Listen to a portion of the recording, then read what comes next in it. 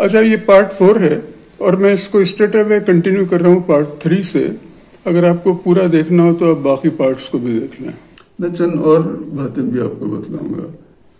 ایک اور فرق یہ ہے کہ ہم دوسروں کو میدان جنگ میں شکست دینا چاہتے ہیں. ہم مار کر شکست دینا چاہتے ہیں. یا تو ہم شہید ہونا چاہتے ہیں یا ہم غازی بننا چاہتے ہیں. ہم کشتی میں جیتنا چاہتے ہیں. جبکہ دوسروں کی کوشش یہ ہے کہ عقل استعمال کر کے عقل مندی سے بغیر لڑے بڑے ہی مختلف حربوں سے دنیا پر یا دشمن پر قابو کر لیں. بغیر لڑے بڑے قابو کرنا چاہتے ہیں وہ.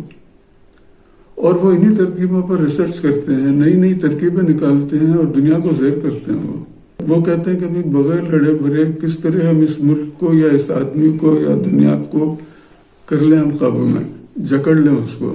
اچھا, آپ دیکھیں دنیا کو بغیر لڑے بڑے قابو کرنے کے لیے یہ جو ادارے بنائے گئے یا یہ پروسیسز بنائے گئے جیسے UNO ہے, IMF ہے, WTO ہے, بغیر لڑے بڑے قابو کیا ہوا دنیا کو.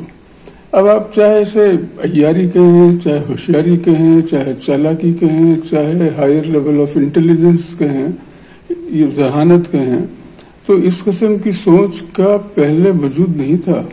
یہ ایک ڈفرینٹ لیول ہے سوچ کا, ذہانت کا, عیاری کا, یا جو بھی آپ کہیں. اچھا, آپ دیکھیں چائنا کیا کر رہا ہے. اسٹڈی کیا نا انہوں نے پورا کیپٹلسٹ سسٹم کی جڑوں میں گھس گئے. وہ سمجھ گئے وہ کہ یہ ہے کیپٹلسٹ سسٹم, اس سے امریکہ نے دنیا پر حکومت کی ہوئی ہے. اسٹڈی کیا انہوں نے, اس کو ماسٹر کیا اس کو, اور پھر ان کی یعنی مغرب کی جو چالیں ہیں ان کو ماسٹر کر کے وہ ان کو شکست دے رہا ہے انہی کی چالوں میں. اس کے مقابلے میں آپ ہم کو بھی دیکھ سکتے ہیں, ہم کیا کر رہے ہیں. ہم کو پتا ہے کہ کیا ہو رہا ہے دنیا میں, کیپٹلسٹ سسٹم کیا ہے, اور ایک یہ جو پورا گلوبل آرگنائزیشن بنائی ہے امریکہ نے, پوری یہاں سے وہاں تک سب کو گھیر کے رکھا ہوا ہے. ایسی کوئی اسٹریٹجی بنانے کی ہمارے حکمرانوں میں یعنی پچھلے حکمرانوں میں اہلیت تھی. یہ ایک ڈفرینٹ لیول ہے انٹیلیجنس کا, جس میں امریکہ نے یہ جو پرانے سب شیر تھے, ایک سے ایک بڑے بڑے شیر تھے, وہ ان کو اور بکریوں کو سب کو ایک ہی گھاٹ پہ سب کو ساتھ پانی پلا رہا ہے وہ. تو جاپان کی بھی بالکل یہی اسٹریٹجی تھی. امریکی بحری بیڑے کے جانے کے بعد انہوں نے فوراً فوجی تیاریاں شروع نہیں کی, بلکہ ان کے دانشوروں نے پہلے اپنے کمزوری کی وجوہات کو ڈھونڈا, اپنے عوام کی علمی قابلیت کو بڑھایا, پہلے اپنے ملک کو اندر سے مضبوط کیا, اس کے بعد یا اس کے ساتھ انہوں نے قوم کا یعنی لوگوں کا جو انٹلیکٹ لیول تھا اس کو اونچا کیا انہوں نے. اور سب سے بڑھ کر یہ کہ جاپان کے تمام علاقوں, مذاہب اور قومیتوں کے عمرا نے, فیوڈلز بھی, بلکہ فیوڈل تو پیش تھے اس میں, انہوں نے بحیثیت قوم ایک متفقہ فیصلہ کیا کہ ہم کو غلام نہیں رہنا ہے. جبکہ ہمارے جو عمرا تھے ان کی تو ایسی نہ کبھی ماضی میں خواہش تھی نہ اب ہے. جاپانی عمرا کے برخلاف ہندوستان اور پاکستان کے بیشتر عمرا شرفا ہماری تو ہمیشہ سے باہر کے حملہ آوروں کے ساتھ مل کر ہندوستان کی آبادی کو غلام بنانے کی سازشوں میں ہم برابر شریک رہے ہیں. دعوت دے کر جو یہاں کے عمرا شرفا ہیں وہ باہر کے حملہ آوروں کو لے کر آتے تھے, اور ابھی بھی آپ دیکھیں بازار تو یہی ہو رہا ہے. کیا اس کی وجہ یہ ہے کہ ہم ایک بنیادی طور پر ہمیں غلام کون ہیں؟ غور کرنا پڑے گا نا اس پہ کہ ہم میں آخر کیوں آزاد رہنے کی خواہش نہیں ہے شدت سے, جس طرح دوسرے کئی ممالک میں ہیں. اور سب سے ضروری پوائنٹ یہ ہے کہ مغربی ممالک کی ترقی میں کوئی چھپے ہوئے راز نہیں ہے, سب سامنے ہیں. ان کی فلاسفیز, ان کے طریقہ کار, ان کی کتابوں میں, ان کی میگزینز میں پبلشڈ ہیں, اخباروں میں ان پر ریویو ہوتے ہیں, تنقیدیں ہوتی ہیں, تبصرے ہوتے ہیں, ان کے کالجوں میں اور یونیورسٹی میں سب پڑھائی جاتی ہیں. تو میں ایمفسائز کر رہا ہوں کہ وہ سب طریقہ کار مغرب کے پوشیدہ نہیں ہیں, نہ تھے نہ ہیں. جاپان اور بعد میں چند دوسرے ممالک جو ترقی کرنا چاہتے تھے انہوں نے صرف انجینئرنگ, ڈاکٹری یا بزنس ایڈمنسٹریشن میں ہی نہیں بلکہ تمام مغربی تعلیمات کو پڑھا ان پر ریسرچ کی، سمجھا اور استعمال کر کے بے انتہا ترقی کی۔ تمام مغربی تعلیمات سے میرا مطلب یہ ہے کہ اس میں سوشیولوجی بھی ہے، اس میں آرٹس بھی ہے، اس میں لٹریچر بھی ہے، اس میں ان کا جو کلچر ہے، مغربی کلچر ہے وہ بھی ہے۔ تو وہ سب استعمال کر کے اب یہ جو ملک ہیں فار ایسٹ کے، وہ اب للکار رہے ہیں مغرب کو۔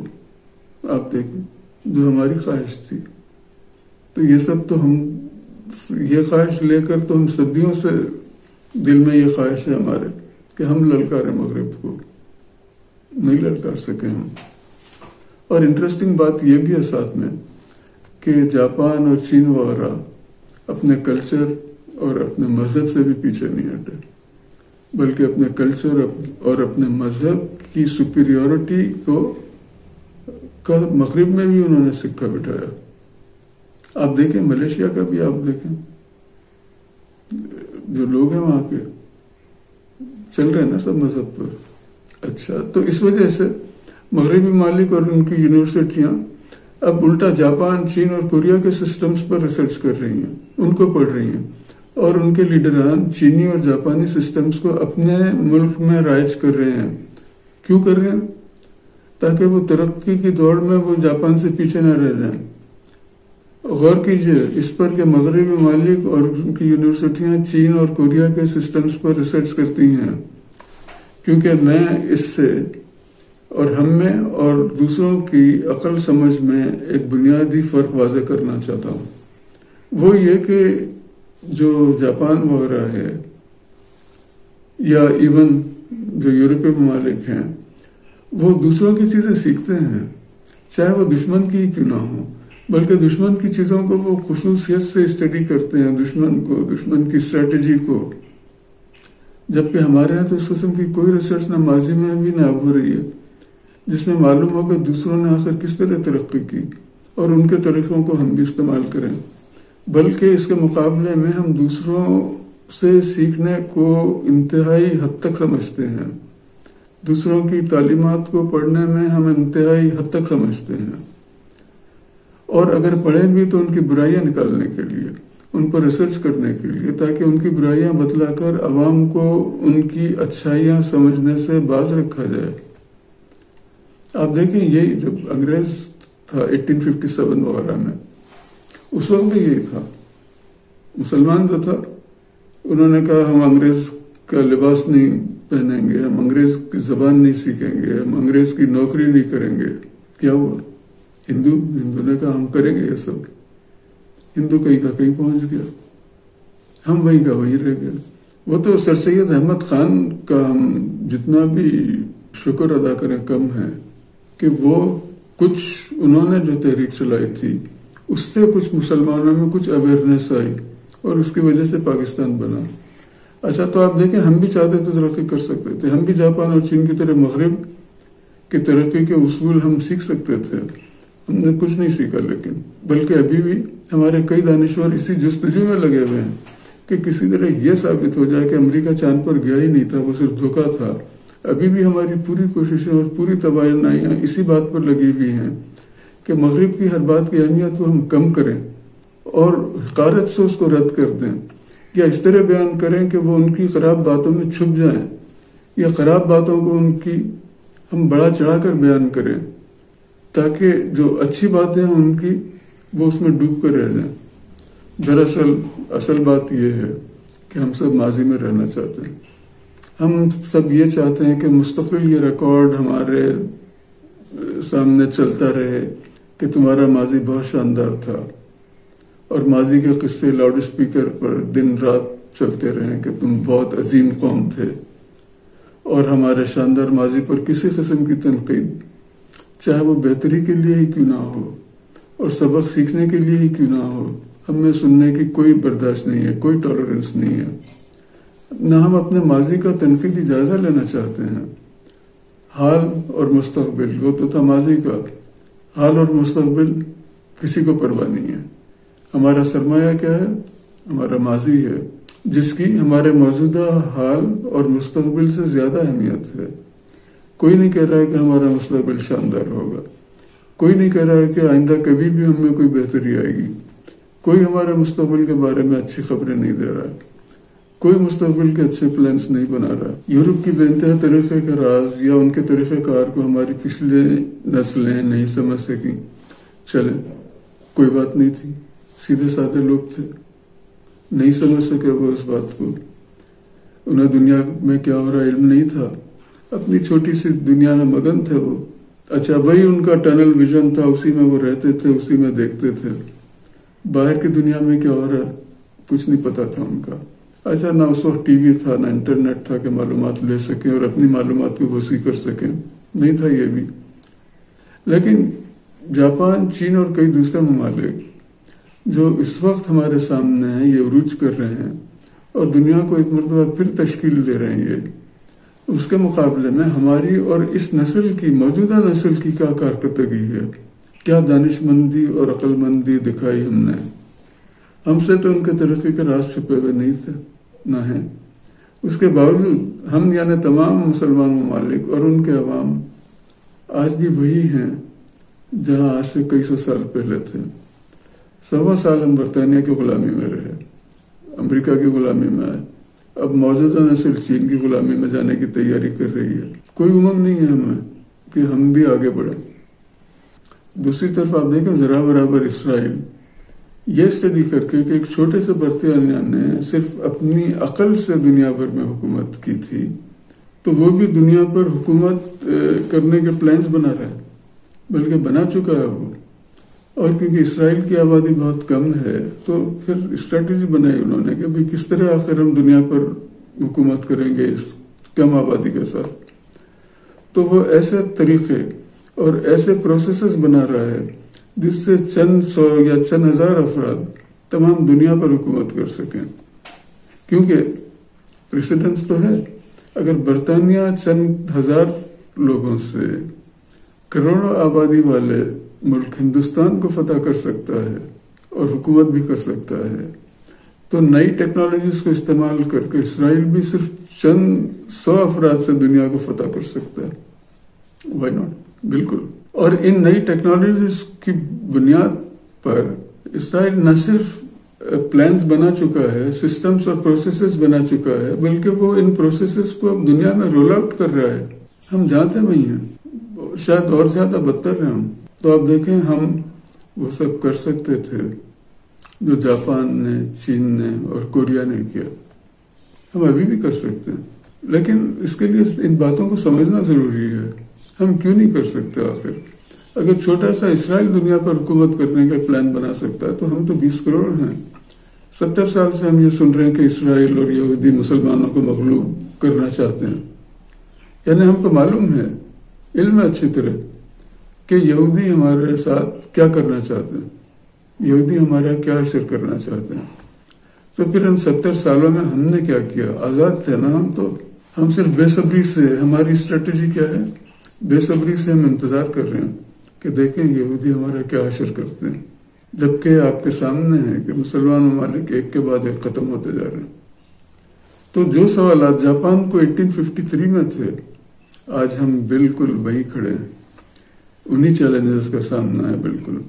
جاپان کا آپ دیکھیں طریقہ کار، چین بھی یہی کر رہا ہے، ان کا طریقہ کار دیکھیں، سمجھیں ان کو، اور میں جو بتلا رہا ہوں اس کو دل پہ نہ لیجیے۔ غلط ہیں یہ باتیں تو کمنٹس میں لکھیں تاکہ میں اپنی معلومات کو درست کر سکوں۔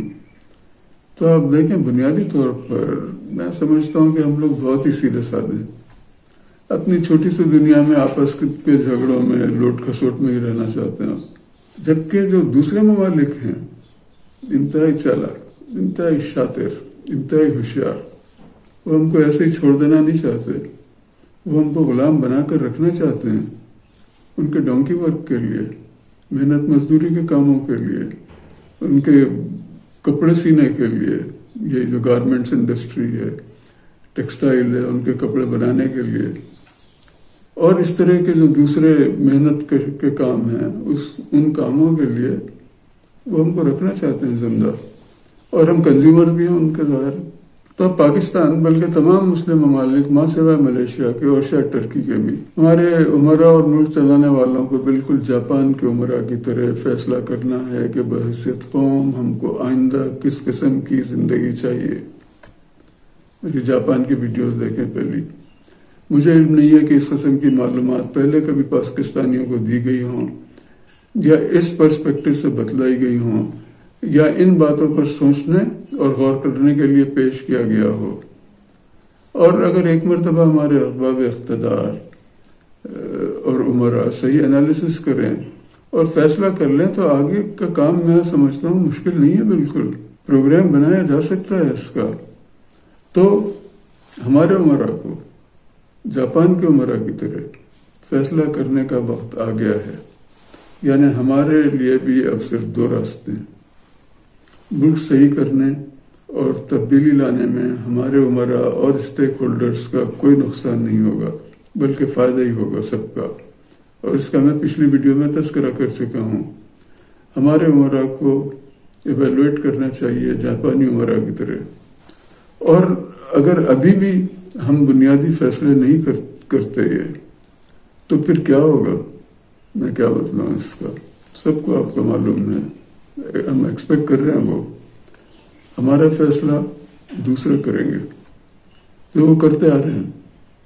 فیصلہ اسرائیل کرے گا کہ ہمارا کیا حشر ہو، اور وہ فیصلہ ہوگا عراق کی طرح، شام کی طرح، لیبیا کی طرح، کویت کی طرح، ایران کی طرح، 1853 کے جاپان کی طرح۔ شاید اس وقت صرف ہم بچے ہوئے ہیں، ہمارے اطراف میں جتنے بھی مسلمان ملک ہیں ان سب کا حشر دیکھ رہے ہیں، اس لیے جاپان کی طرح کے فیصلے کرنے ہوں گے۔ والسلام۔